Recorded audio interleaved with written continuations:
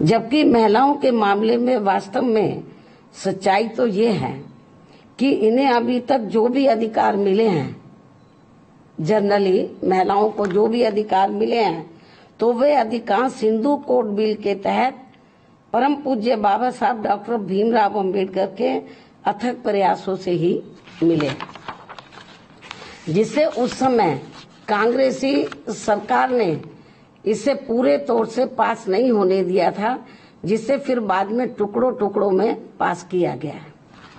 इतना ही नहीं, बल्कि इन वर्गों की महिलाओं को अलग से आरक्षण दिए जाने के मामले में पूर्व में केंद्र की रही कांग्रेसी सरकार द्वारा लाए गए बिल में भी इसकी व्यवस्था नहीं की गई थी, जिसके कारण उस दौरान ये बिल पास नहीं हो सका था।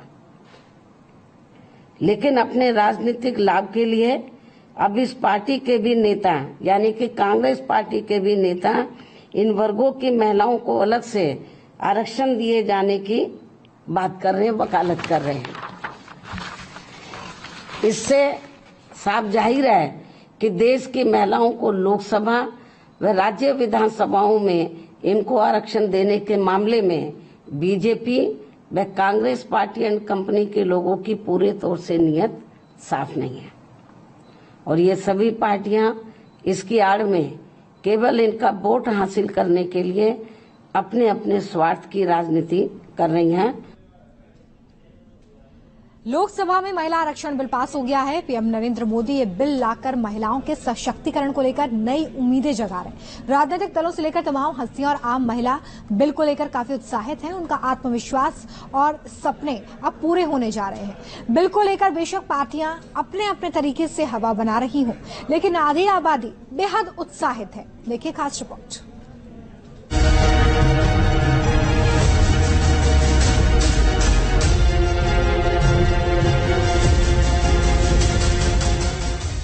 अटल जी के कार्यकाल में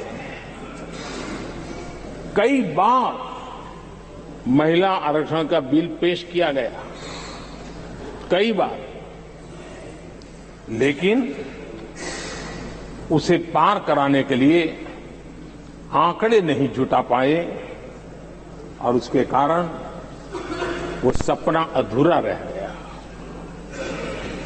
महिलाओं को अधिकार देने का, महिलाओं की शक्ति का उपयोग करने का वो काम, शायद ईश्वर ने ऐसे कई पवित्र काम के लिए मुझे चुना है।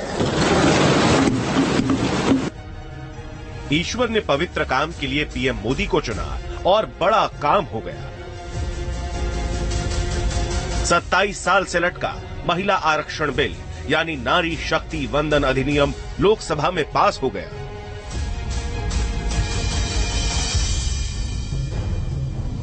संसद और राज्यों की विधानसभाओं में महिलाओं को 33% आरक्षण देने के लिए पहली बड़ी जीत मिल गई। बिल के जरिए 33% यानी लोकसभा में 181 सीटें महिलाओं के लिए आरक्षित हो जाएंगी। मोदी के बोल्ड फैसले से राजनीति, बॉलीवुड और जमीन से जुड़ी साधारण महिलाएं उत्साह से भर गई हैं। हर तरफ जश्न है, नई ऊर्जा और चेहरे पर आत्मविश्वास साफ नजर आ रहा है। ऐतिहासिक कदम उठाने के लिए पीएम मोदी को श्रेय दिया जा रहा है। दरअसल पीएम मोदी ने महिला आरक्षण बिल लाकर महिलाओं के हकों की आवाज बुलंद कर दी है। विपक्ष भी इस बिल का विरोध नहीं कर पा रहा, लेकिन सियासत जरूर हो रही है। हमें इस बिल के पास होने से खुशी है, मगर इसके साथ साथ एक चिंता भी है। मैं एक सवाल पूछना चाहती हूँ। पिछले 13 वर्षों से भारतीय स्त्रियां अपनी राजनीतिक जिम्मेदारी का इंतजार कर रही हैं और अब उन्हें कुछ वर्ष और इंतजार करने के लिए कहा जा रहा है। विपक्ष बिल को लेकर सियासत कर रहा है तो सरकार भी पूरी ताकत से उसका जवाब दे रही है और ये साबित करने की कोशिश कर रही है कि मोदी की पहल से ही संसद में प्रतिनिधित्व करने के लिए 15 साल की गारंटी दी है। आज की सरकार जब ये अधिनियम लागू होगा तब के बाद 15 वर्षों तक महिलाओं को रिजर्वेशन गारंटी करती है, मोदी की गारंटी है। लेकिन अगर कांग्रेस पार्टी का प्रस्ताव आप पढ़ें तो उनका प्रस्ताव ये था 2B और 3B में कि no seat shall be reserved for women in SC STs in the third general election, no seat shall be reserved for women in the third general election.